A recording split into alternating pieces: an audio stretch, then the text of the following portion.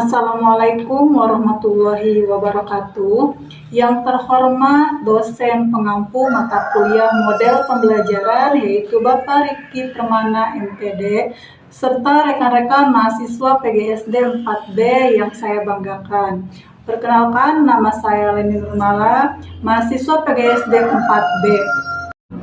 Halo semuanya, apa kabar?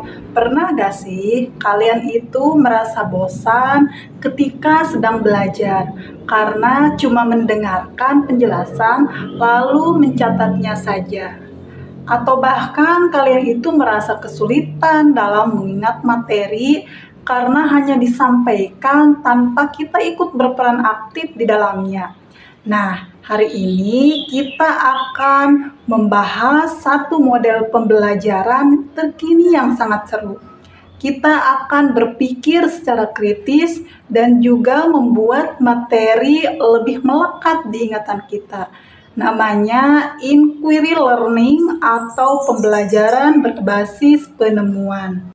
Di video kali ini kita akan membahas apa itu inquiry learning, manfaatnya, tahapannya, dan juga bagaimana cara kita menerapkannya, baik sebagai siswa ataupun pendidik.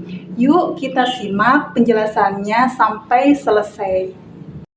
Sederhananya, inquiry learning adalah model pembelajaran yang menempatkan kita sebagai pembelajar untuk mencari tahu, menyelidiki, dan juga menemukan jawaban atau pemahaman sendiri terhadap suatu materi atau masalah.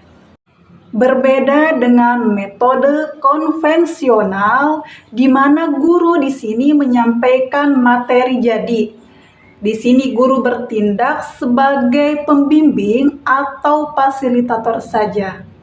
Kita sebagai siswa yang berperan aktif bertanya, mencari data, menganalisis sampai akhirnya menyimpulkan sendiri.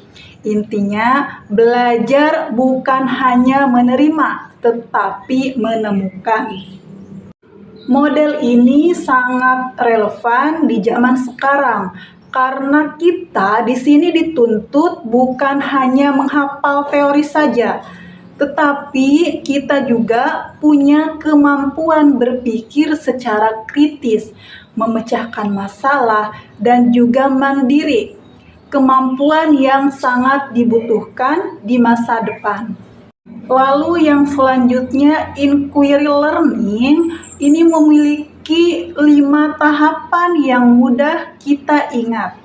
Dari yang pertama yaitu orientasi.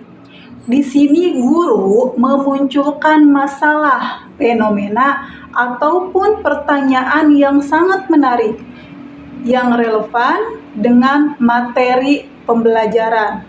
Tujuannya untuk memancing rasa ingin tahu kita. Contohnya, kenapa langit itu berwarna biru? Tahap yang kedua yaitu perumusan masalah.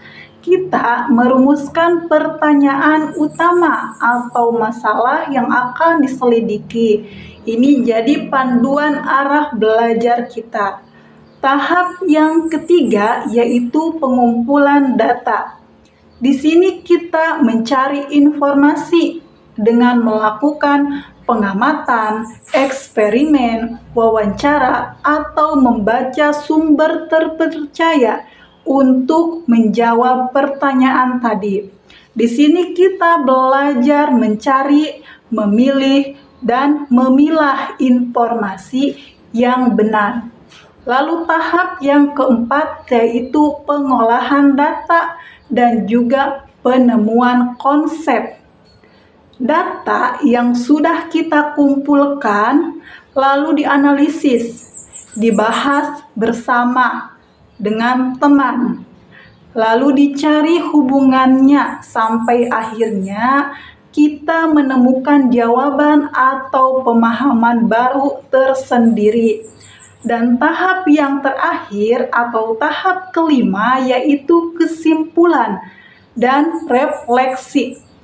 Di sini kita merumuskan kesimpulan dari apa yang sudah kita temukan tadi, lalu merenungkan apa yang sudah dipelajari, apa yang masih sulit, dan apa yang bisa kita tingkatkan lagi untuk kedepannya. Lalu, apa manfaat besar dari metode ini dan masalah apa yang bisa kita selesaikan? Tentunya banyak sekali tantangan dalam pembelajaran saat ini, di mana siswa itu cepat lupa dengan materi, lalu pasif di kelas, kurang berani bertanya, ataupun mereka itu kesulitan menghubungkan materi pelajaran dengan kehidupan nyata. Nah, inquiry learning ini hadir sebagai solusi yang sangat tepat. Adapun manfaatnya, yang pertama yaitu meningkatkan rasa ingin tahu dan semangat belajar. Yang kedua, melatih berpikir kritis dan logis. Ketiga, membuat pemahaman lebih mendalam dan tahan lama. Keempat, melatih kemampuan memecahkan masalah dan bekerja sama. Dan yang kelima, menghubungkan pelajaran dengan kehidupan sehari-hari. Jadi, kita tidak hanya tahu, tapi benar-benar mengerti dan mampu menerapkan apa yang dipelajari. Dari penjelasan tadi, saya memiliki ajakan positif untuk semuanya. Yang pertama, bagi teman-teman siswa, jangan takut bertanya, jangan ragu mencari jawaban sendiri. Jadikan belajar sebagai petualangan menemukan hal baru, bukan sekedar kewajiban. Saat kamu menemukan jawaban sendiri, maka rasa bangga dan pemahamanmu akan jauh lebih besar. Yang kedua, bagi rekan-rekan pendidik, mari mulai beralih menjadi fasilitator. Berikan ruang bagi siswa untuk aktif, berikan masalah yang menantang, dan dampingi mereka menemukan pengetahuannya sendiri. Karena perubahan kecil dalam cara mengajar akan memberikan dampak besar bagi kualitas pemahaman siswa. Pembelajaran bukan lagi tentang siapa yang paling banyak menghafal, tapi siapa yang paling mampu berpikir dan menemukan solusi. Mari terapkan inquiry learning karena belajar dengan menemukan sendiri adalah cara berpikir terbaik.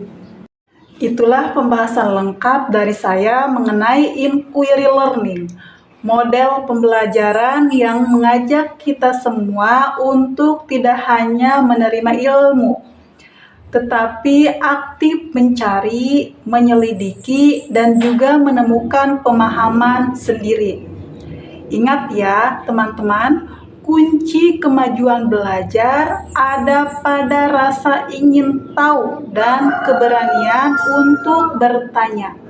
Dengan menerapkan cara belajar ini, kita sedang melatih diri menjadi generasi yang cerdas, mandiri, dan siap memecahkan masalah di masa depan. Semoga video ini bermanfaat, menjadi inspirasi, dan bisa diterapkan di sekolah maupun lingkungan belajar masing-masing. Jangan lupa bagikan video ini agar semakin banyak yang tahu dan mau berubah menjadi lebih baik. Terima kasih sudah menonton sampai selesai. Tetap semangat dan mencipta. Sampai jumpa di video pembelajaran selanjutnya. Terima kasih. Assalamualaikum warahmatullahi wabarakatuh.